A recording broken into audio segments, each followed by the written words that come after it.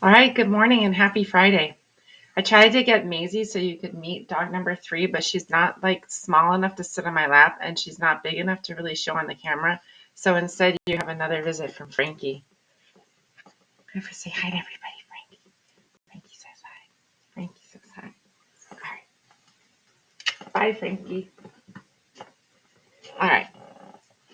So I hope you're doing well. I hope you're staying warm. Let's jump right in here. Today, we're going to be looking at more grammar and kind of starting to make some use of the stuff that we did yesterday about verbs, okay? And obviously you've got this ed puzzle that you're doing right now, so we'll have that due today, okay? All right, here is our vocabulary word of the day. Again, I'm pulling up Hamlet words. So today's word is dirge, a less cheerful word. A dirge is a funeral song or a song that's written in commemoration, like in memory of the dead. So a mournful, sad song resembling, it can also be any, mournful or sad song that sounds like a dirge. All right. See if I can make that smaller. The musicians in the funeral procession played a mournful dirge. The autumn winds sang the dirge of summer. And it comes from an actual word for something in a ritual for the dead. Okay.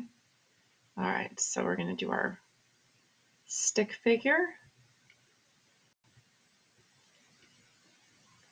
Just continuing on with our document here. So let's see. Stick figure is sad.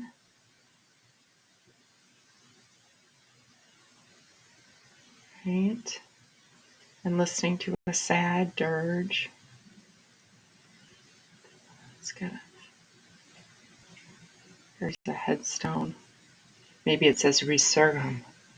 Maybe this is Helen Burns' headstone. And stick figure, I think, has kindly brought some flowers for the departed. And stick figure is listening to a sad song. Blue.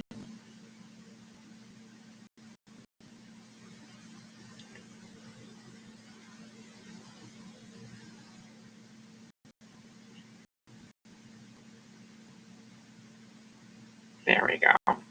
Okay, dirge.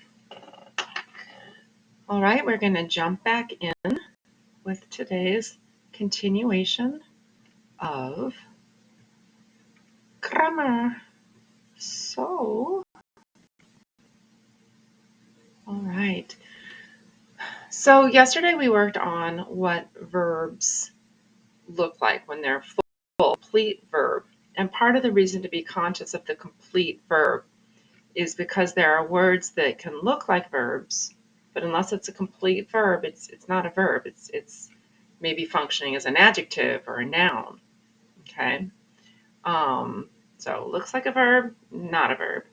And it's important to be able to distinguish between verbals and verbs because that can be the key to recognizing whether a sentence is a complete sentence or not. And as many of you know, complete sentences are an issue.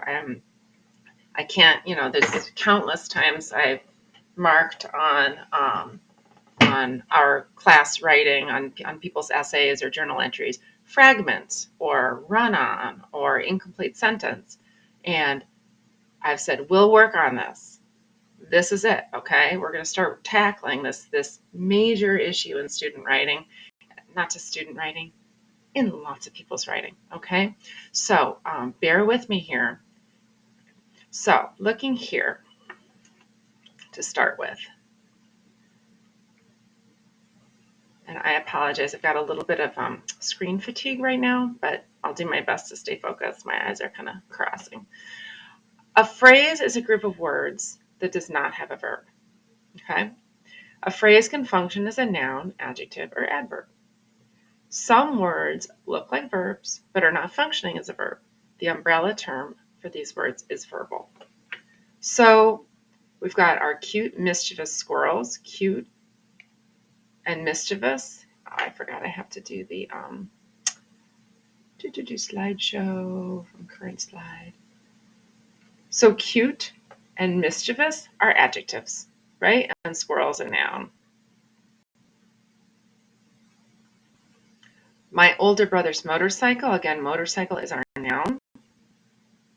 And my older brothers, notice the possessive apostrophe, are all telling us more about the motorcycle, modifying the motorcycle. With a lot less enthusiasm. Enthusiasm, it kind of sounds like a verb, right? It sounds like there's action there. But here, enthusiasm is a noun. It's a thing. It's a state of being. It's a way of being. And maybe this is part of a sentence that we said that I turned to my homework with a lot less enthusiasm than I had for the novel I was reading, right? So that would be a prepositional phrase functioning as an adverb. It's going to tell me how I did something. Deep sea diving. Okay, so whoa, I see that word diving. I'm like, oh, that sounds like a verb. But here, diving is a verbal. Deep sea diving is an activity. Okay, deep sea functions as an adjective, telling us more about the kind of diving. Snoozing cats. Again, sure sounds, well, it doesn't sound super active because they're just snoozing, but it sounds like a verb. But remember that with the ing, if you don't have that helping verb, right, it's not a verb. So you could say, I apologize for the angle here. You could say, the cats were snoozing. And now you've got the auxiliary, but you're never going to have an ing if it doesn't have an auxiliary, it's not a verb. So you've got to have the auxiliary there, the helping verb. Here, this is just an adjective describing the cats. To eat fewer pieces of candy. To eat is the verbal. This is the infinitive, okay, which is like the basic form of the verb. So, is it a clause or is it a phrase? The clause has the working verb. The phrase might have a verbal, but it doesn't have a working verb.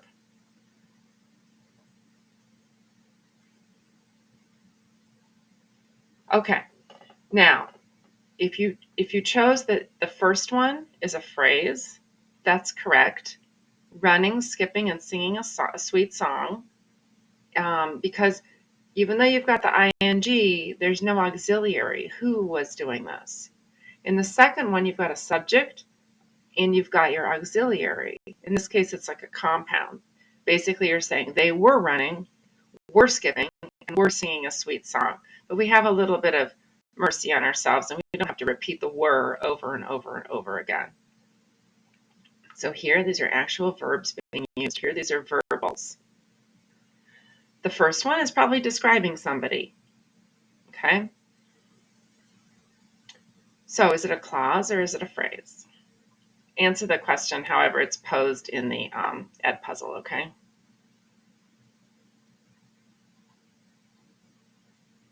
Right. So my stepdad made a pumpkin pie. Here you have the subject. Here you have the verb. Pumpkin pie is the object, right? What did he make? So this is our verb. My stepdad does actually make good pumpkin pies, but I've learned how to do it. This year I made a great pumpkin pie. Freshly made pie, here sure sounds like a verb, but here made, freshly made, this is an adverb, freshly. This is an adjective, and it's describing the pie. I don't know where that line came from, and I don't know how to get rid of it. Sorry.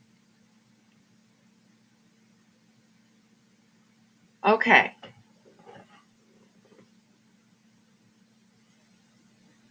So yes, it is important to eat well. This is a sentence. We have a subject, it, a verb, is. It is important, and then to eat well is just telling us what's important. Okay, this is not a working verb here. To eat well by itself, there's no active verb. Maybe I'm going to say to eat well is important, and then I've got my verb.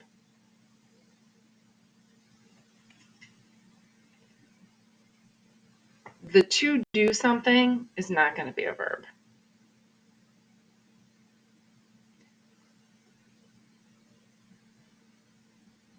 Okay, so swimming laps is an activity, right?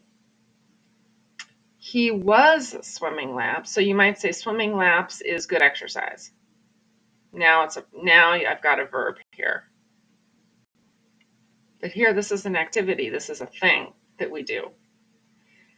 He was swimming laps. Now I've got the auxiliary that goes with the ing. Laps is the object. Okay. He was swimming. Was swimming is the verb. Laps. Now we're going to talk about combining independent clauses. This is going to link back to our comma rules. So see, it was a long, circuitous road, but we're getting there. And I hope getting there with a deeper understanding. An independent clause, so remember a clause has a working verb. An independent clause is a clause that can stand all by itself as a complete sentence. A simple sentence has one independent clause. A compound sentence, compound, right? Putting them together, two or more independent clauses. A run-on occurs if you've got clauses stuck to another clause without the correct punctuation. So for example, I saw Mike at the store, he said hi, right? It's I, verb, saw, right? I'm sorry, I, subject, saw, verb. Who did I see? Mike, that's the object of the verb. Where? At the store. That's a prepositional phrase that's telling more about the seeing. And then he is the subject. Said is the verb. Okay? So two subject-verb combos, independent clauses, they can stand by themselves, stuck together with no punctuation. That's a run-on. So there are several ways you can combine independent clauses together correctly. This goes directly to points on your SAT. This goes directly to using commas correctly in your writing. So the most straightforward way is to add a comma and a coordinating conjunction to form a simple compound sentence. So this list is on page 11 of your course packet, and I'll just take a moment to remind you that in our course packet, page 11, here's the list of coordinating conjunctions. Okay. Here's the list of subordinating conjunctions, which we'll get to Monday. Relative pronouns, relative adverbs, these are all words used to link clauses together. And then the conjunctive adverbs, you used that list yesterday. Okay, so handy dandy thing in your list. There's a ton of these subordinating conjunctions that you can see down here. But for coordinating conjunctions, this is it. The list is finite. There's no more.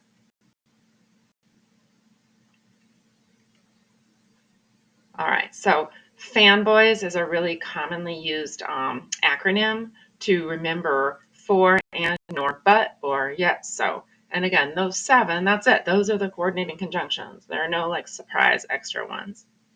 So we've got I saw Mike at the store. He said hi. We could add a comma and a coordinating conjunction. I saw Mike at the store, comma, and he said hi.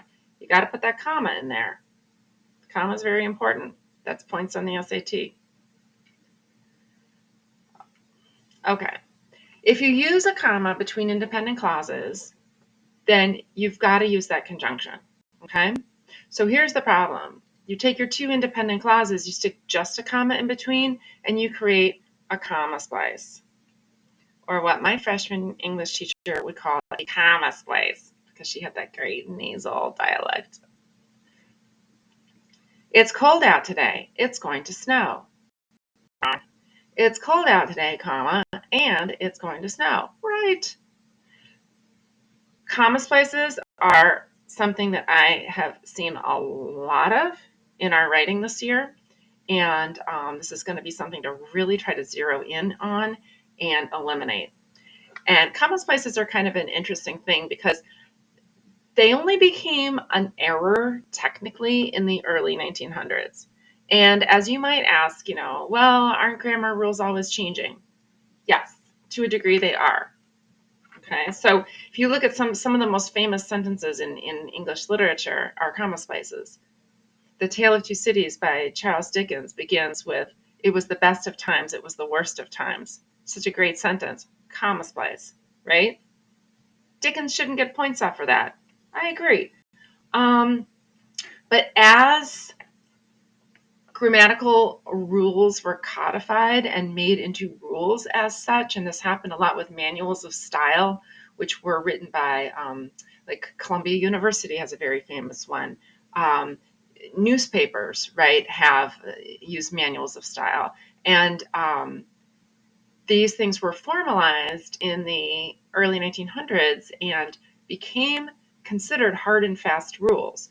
So for the time being, for better or for worse, that a comma splice is a comma splice. Okay. So if you write fiction, you can do whatever you want, right? It's poetic. It's your choice.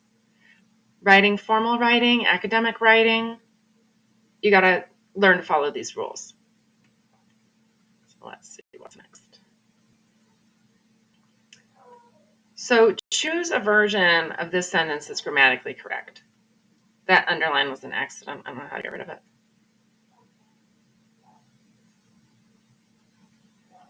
Okay. If you chose the second one, that is right.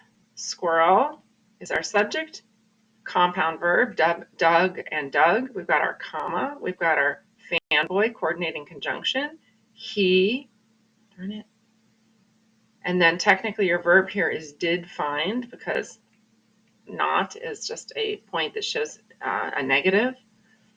So you've got two independent clauses, comma, coordinating conjunction. Here, squirrel, Doug and Doug. He didn't find. And maybe you can see part of the reason to have that punctuation is to create clarity in your writing. It's trying to create a sort of coherence of individual thoughts and separate them out rather than having them all jumbled together. So let's look at this one. You tell me which is correct. All right, I'm hoping that everybody opted for option B. It's cold out today.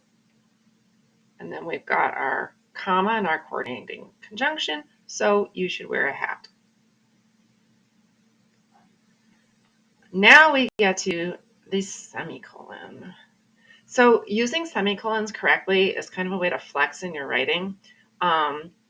It's a show-offy mood, which I think is very cool to be able to do. You don't want to overdo it. Once people get the hang of semicolons, sometimes they want to use them everywhere.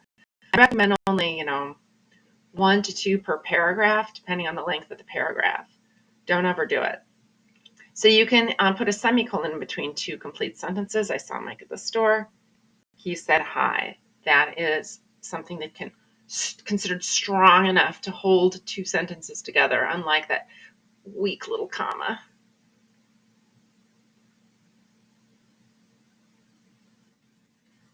A semicolon also adds meaning, okay? A nuance of meaning. It suggests a kind of cause-effect relationship between the two main clauses. It was cold. I wore my jacket. There's that feeling, and you can almost see the way the semicolon looks. It like holds you up and then lets you go. It's both a period and a comma. A combo, right? A period is a really long stop, full stop. A comma, a little pause. A semicolon, it's kind of like, go. If you use a semicolon, no coordinating conjunction. This is another thing that is tested on SAT. So, is this correct or incorrect?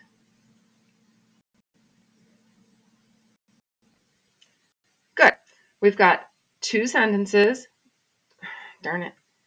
We've got kitten is subject verb, right? Remember, playful is just an adjective, a semicolon. She, subject, chases and tackles, compound verb. Two complete sentences with a semicolon. Also, the fact that she's playful kind of explains the chasing and tackling. So we've got that little bit of cause and effect relationship.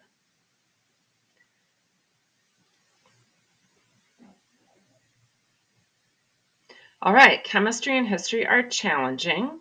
Subject, verb here. To complicate things, challenging is an adjective, right? You could say these subjects are challenging me, and then challenging would be a verb here. And I wish I could, I don't know how to erase things here.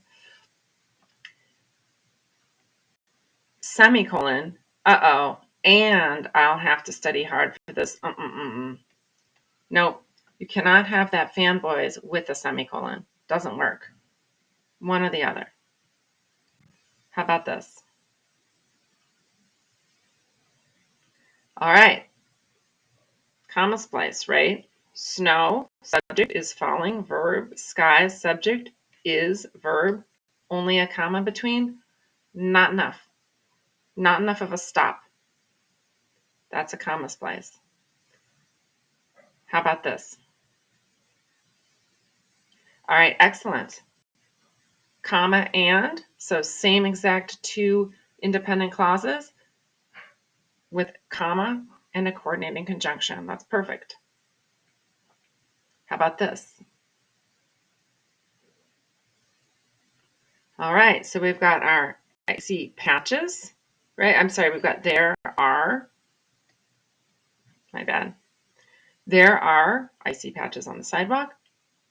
Pedestrians should take care. Now, you could argue that take care is almost like a phrasal verb, but we're going to say that should take is our verb there.